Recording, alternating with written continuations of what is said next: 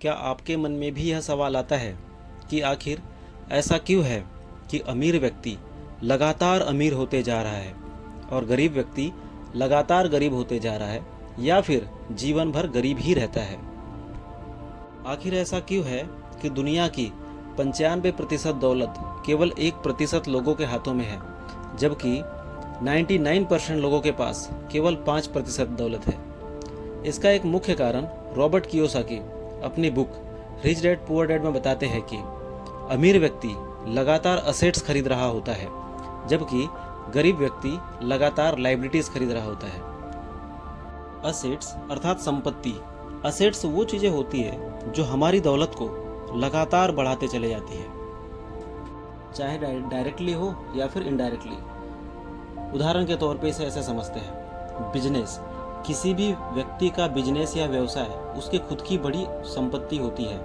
Business किसी भी व्यक्ति के पैसों को लगातार तेजी से बढ़ा रहा होता है। इसी तरह से अगर मान लो मेरे पास कोई एक अतिरिक्त घर है, एक्स्ट्रा घर है, जिसे मैंने किराए पर दे दिया, तो वहाँ से मुझे हर महीने लगातार रेंट आ रहा होता है, तो मेरा घर भी मेरे लिए एसेट्स है। इसी तरह मान लो मेरे पास कोई कार है जिसे मैं खुद के लिए इस्तेमाल नहीं कर रहा हूँ, बल्कि उसे मैंने रेंट पर दे दिया, जहाँ से मुझे लगातार पैसा आ रहा है, जो कि मेरे पैसों को लगातार बढ़ा रहा है, तो वो कार भी मेरे लिए एसेट्स ही है। इसी तरह मैंने कुछ पैसों को स्टॉक मार्केट में, म्यूचुअल फंड्स में इन्वेस्ट कर दिया, जो मेरी दौलत को लगातार बढ़ाते जा रहे हैं, तो म्यूचुअल फंड और स्टॉक्स ये भी मेरे लिए एसेट्स ही है।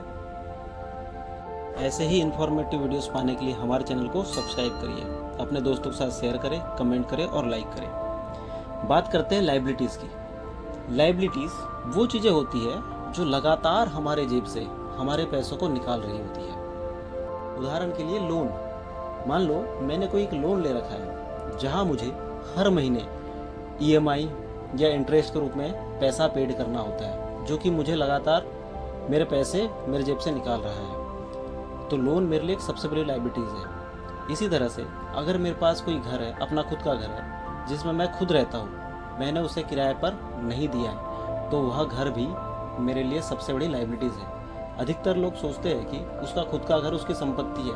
नहीं, उसका खुद का घर अगर वो पर्सनल यूज़ के लिए इस्तेमाल कर रहा है तो वह संपत्ति नहीं है, वह एक लाइबिलिटीज़ है। इसका कारण यह है कि हमें उसके ऊपर लगातार मेंटेनेंस के लिए पैसा खर्च करना पड़ रहा होता है, तो हमारा घर भी हमारे लिए लाइबिलिटीज़ है यदि हम उसे खुद के लिए इस्तेमाल करते हैं। मान लो हमारे पास कोई कार है जिसे हम खुद के लिए इस्तेमाल करते हैं, हमने उसे रेंट पर नहीं दिया है, तो वह भी हमारे लिए एक बहुत बड़ी लाइबिलिटीज़ है, क्योंकि मेंटेनेंस के तौर पे हमारे जेब से वह लगातार पैसा निकाल रही होती है।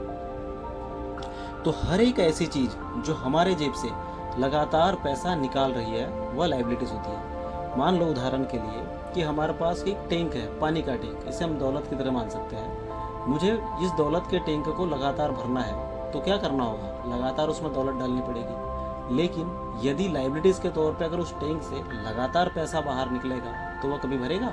नहीं भरेगा। यही कारण है कि हम लगातार गरीब होते रहते हैं, या फिर गरीब आदमी लगभग गरीब ही रहता है। तो अब सवाल ये आता है कि हमें करना क्या चाहिए? तो हमें लगातार अपनी एसेट्स बढ़ाने के ऊपर काम करना चाहिए। हमें अपने पैसों को थोड़ा थोड़ा करके बचा करके ऐसी जगह इन्वेस्ट करना है जहाँ से हमारी एसेट्स लगातार बढ़े, हमारा पैसा लगातार बढ़े। ऐसे रास्ते हम ढूंढें और उन जगह में अपना पैसा इन्वेस्ट करें, तब हम बहुत तेज़ी से अपनी गरीबी से निकल के आगे बढ़ के अमीर हो सकते हैं। गरीब लोग यह काम नहीं करते, इसीलिए गरीब रहते हैं। धन्यवाद।